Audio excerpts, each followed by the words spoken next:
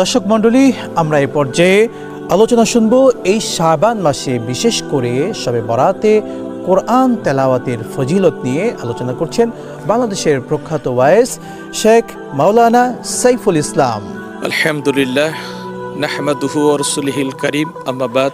আজকের একটি মহিমান্বিত রাত, বিশেষ করে নিসফুল লাইল এবং শাবানের যে একটা রজনী, এই ইবাদতপূর্ণ রজনীর আল্লাহ আমার নবী কোরআনুল কারীমের প্রতি, বিশেষ করে কোরআন তেলাওয়াতের প্রতি অত্যন্ত গুরুত্ব দিয়েছেন। নবী করিম সাল্লাল্লাহু আলাইহি ওয়াসাল্লাম বলেছেন, নফল ইবাদতগুলির মধ্যে কোরআন তেলাওয়াত হচ্ছে সর্বোত্তম ইবাদত। এই জন্য এই রাতে আমরা বেশি বেশি করে নফল ইবাদত করব এবং কোরআন তেলাওয়াত করব। আল্লাহ সুবহানাহু ওয়া তাআলা কিয়ামতের দিন 7 শ্রেণীর বান্দাকে আরশে আজিমের সেই ছায়া দান করবে। 7 শ্রেণীর মধ্যে ওই শ্রেণী, যেই ব্যক্তি আল্লাহর স্মরণে, আল্লাহর ভয়ে তার দু চোখের পানি ছেড়ে দিয়েছে, ক্রন্দনরত অবস্থায় তার এই দিন পার করেছে।